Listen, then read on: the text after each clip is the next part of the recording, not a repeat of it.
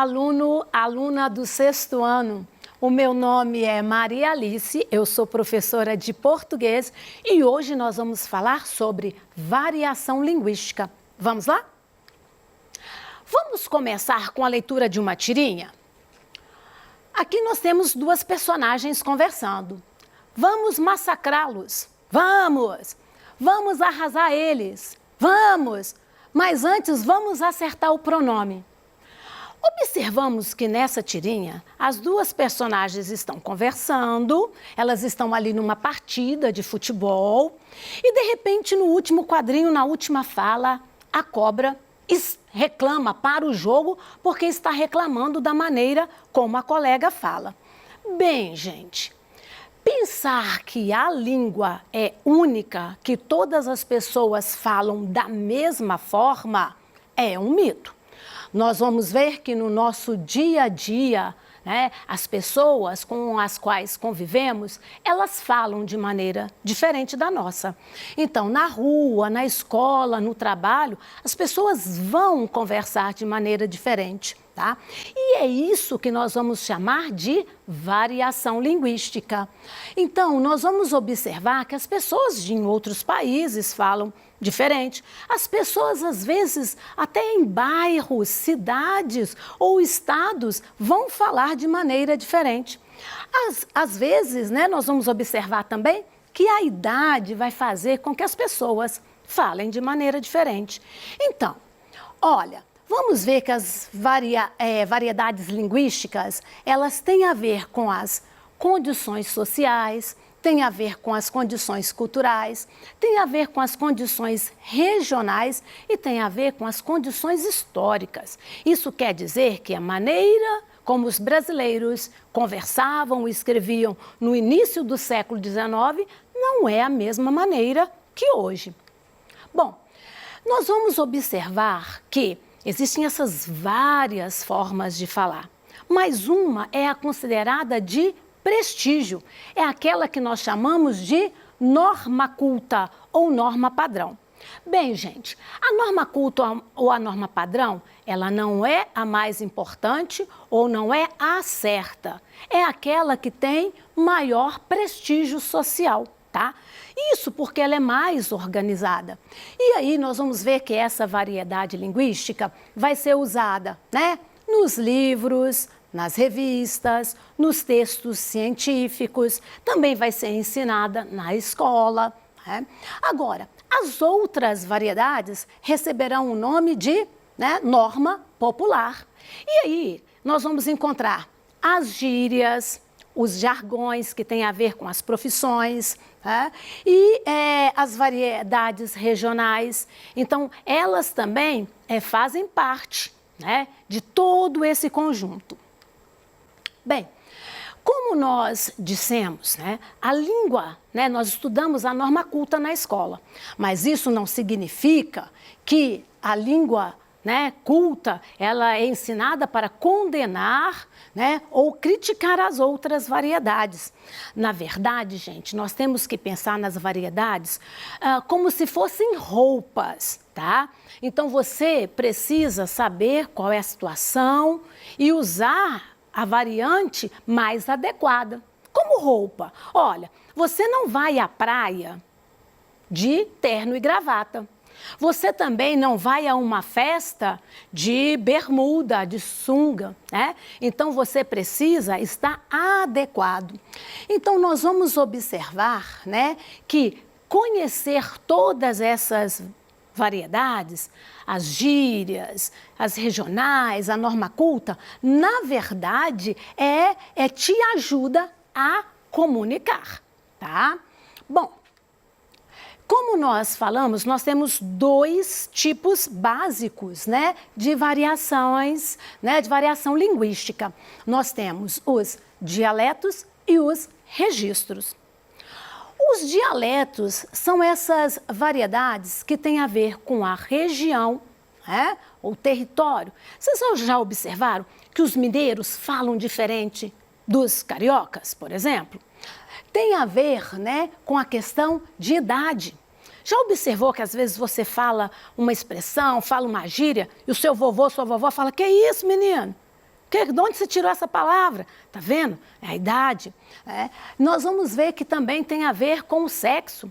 Muitas vezes as mulheres usam termos, falam de maneira diferente que os homens.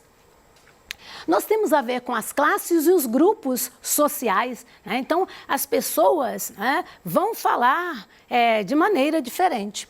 Bom, nós vamos observar que os registros, né, têm a ver com o grau de formalismo.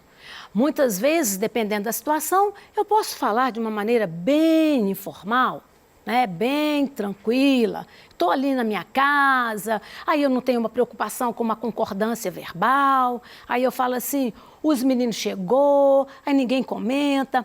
Mas se você, por exemplo, né, quando você estiver numa entrevista de emprego, por exemplo, se você falar assim, o pessoal fala, nossa, tá vendo? Então é a questão da adequação, né? Então tem essa situação do formal ou, né, informal.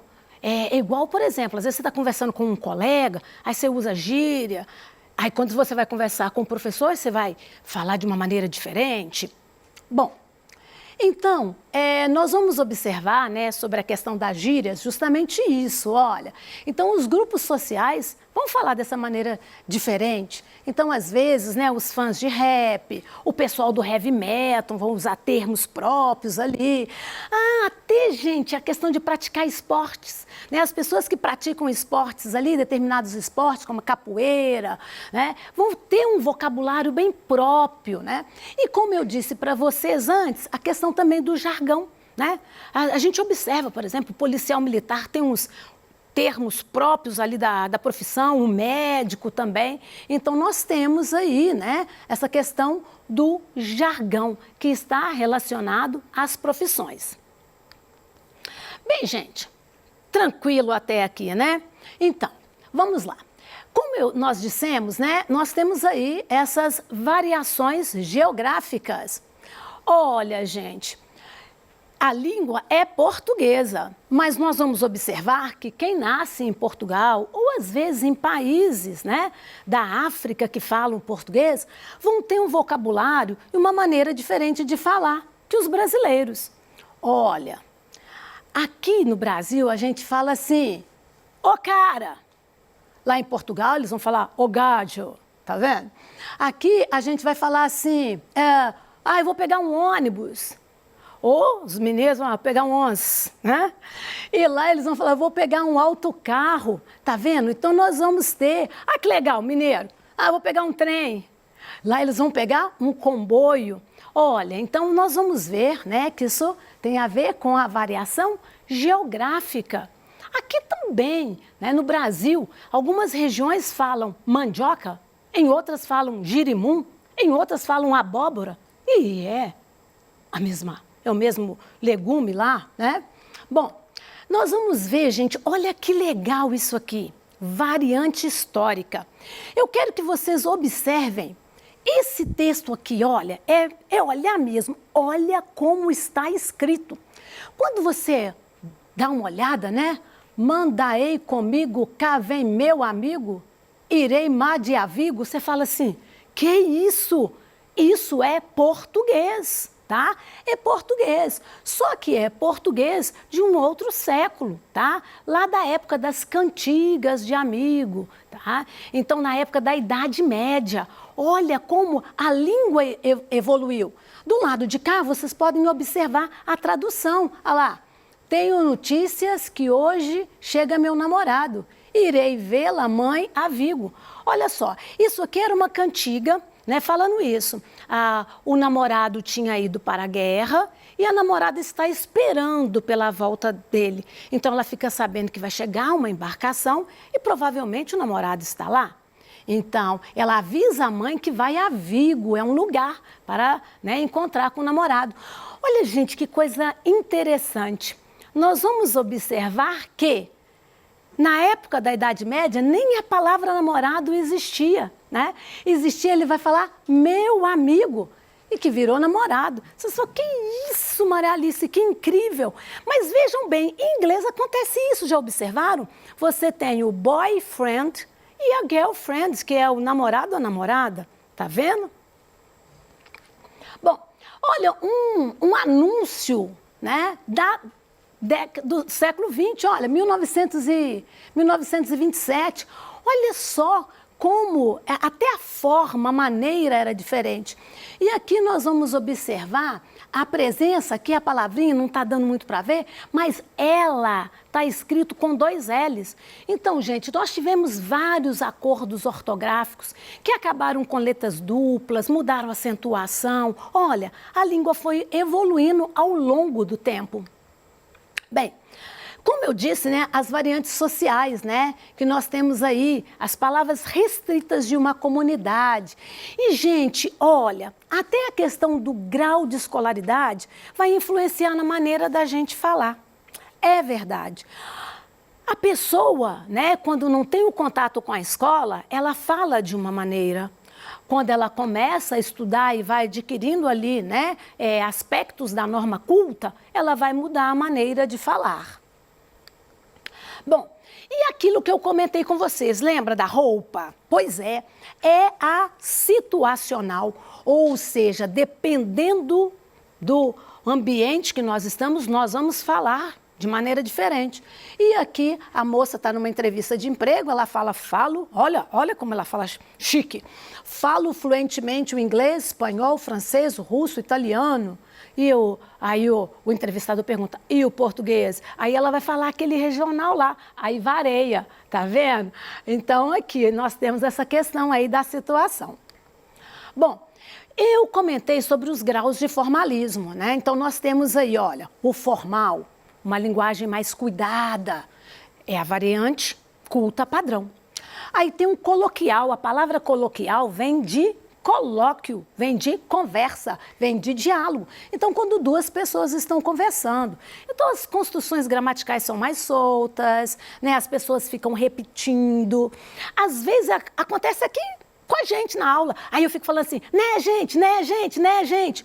Porque a nossa aula tem a ver com o coloquial, embora estamos estudando a variante formal, mas a gente é um diálogo. Bom, a informal, né, que é justamente ali as pessoas íntimas, amigos, né, as pessoas da mesma família. E quando a gente escreve, gente, na variante informal, muitas vezes a gente usa abreviações, né, a ortografia mais simplificada.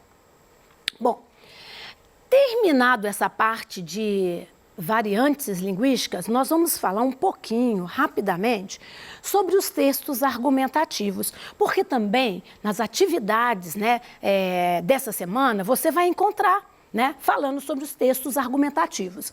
E aí nós vamos ver o seguinte, o que é um texto argumentativo? É aquele texto que visa convencer alguém, né, a fazer alguma coisa, né?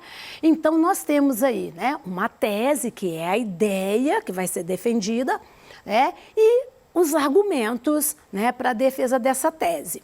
Então vamos lá. Então isso é o texto, né, argumentativo. Nós temos vários tipos de textos argumentativos, né?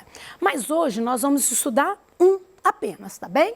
Bom, então, como eu disse, né, o texto argumentativo, normalmente ele tem uma estrutura. E a estrutura é um parágrafo inicial que é curto, vai apresentar essa ideia. Aí depois o autor vai desenvolver essas ideias. Então, ele vai fundamentar, ele vai comprovar aquilo que ele está falando, ele vai, né, trazer esses elementos para provar que ele está certo. Tá? Exemplos claros. E a conclusão, ele vai apresentar aí a solução para aquele problema apresentado, né? Voltando àquilo que ele tinha falado. Então, esses são os elementos, né, de um texto argumentativo. O texto argumentativo que nós vamos ver hoje é o carta de leitor, né? A carta do leitor. A carta do leitor, gente, ele vai normalmente circular em revistas, em jornais, e tem a ver com o seguinte, gente. O leitor, ele leu uma matéria ali naquele jornal, naquela revista, e ele quer se posicionar, né? Ele quer se posicionar. E aí ele vai, né, argumentar, vai mostrar o ponto de vista dele a respeito daquela matéria, tá? Então, essas cartas, elas serão publicadas aí, né, nas revistas, nos jornais. Bom, olha só, então, como eu disse, a carta do leitor, ela tem a intenção de explicitar a opinião dos autores a respeito de algum artigo ali ou reportagem, tá? Então, nós vamos ver que ela é essa estrutura narrativa e apresenta, vai tentar convencer ali o interlocutor e ela apresenta essa estrutura, né? A gente já viu isso em outros tipos de carta. Local e data, o cumprimento formal, que a gente chama ali de vocativo, prezado, editor, caríssimo, né? Então tem esse vocativo. E aí vai depender ali do órgão, né? E aí nós temos aqui, né? Ele vai fazer a menção, a matéria, o objetivo ali do texto, ele vai contextualizar. E depois nós vamos ver que ele vai desenvolver, vai colocar a opinião dele, colocando esses dados, esses exemplos, né, adequados. E aí ele vai terminar ali, né, colocando a sua, né, conclusão. A carta do leitor vai exigir, já que nós estamos falando, a aula começou com variação linguística, né, vai exigir a linguagem formal, porque é uma carta que vai ser publicada ali no jornal, na revista. Então, a variante, né, que vai ser exigida será a variante, né, a linguagem formal, o padrão culto. Bom, meninos, para essa aula eu usei, né, o livro Português e Linguagem, né, e usei o Produção de Texto. Bem, então nós vamos fazer uma pequena revisão aí do que nós vimos hoje, né? Então, na aula de hoje, nós vimos sobre as variantes linguísticas. Vimos que as variantes linguísticas, né, elas têm a ver com a região. Então, muitas vezes, né, vocês já leram muitos quadrinhos com o Chico Bento, e ele fala lá o caipira, né, ok? Então, tem a ver com a região.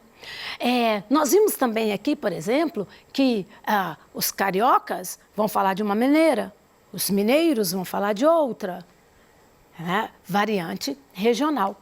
Nós vamos ver que as variantes também têm a ver com as questões, por exemplo, de grupos sociais. Os surfistas falam diferente, né, dos skatistas, que vão falar diferente de quem faz capoeira, por exemplo. Então, nós temos essas questões desses grupos. Vimos também que a idade vai influenciar. As pessoas mais jovens vão falar de um jeito, as pessoas mais velhas vão falar de outro. E nós vimos que tem a ver também uma situação que o contexto situacional. Se eu estou numa entrevista de emprego, eu vou usar, como nós vimos aqui, o caso da carta do leitor, é uma situação formal. Então, a carta do leitor não vai começar, e aí, velho? Não pode. A carta do leitor vai começar assim, prezado editor, ok? Mas agora, se você está lá com o seu amigo, você não vai conversar com o seu amigo assim, prezado amigo, vamos empinar pipa, vamos soltar papagaio? Você não vai conversar assim, né? Você vai conversar, e aí, velho, vamos para a rua, vamos empinar pipa? Então, nós tem a ver com essa, né, situação, ok? Bom, sexto ano, eu espero que vocês tenham uma excelente semana, tá? E eu espero vocês na próxima aula. Muito obrigada!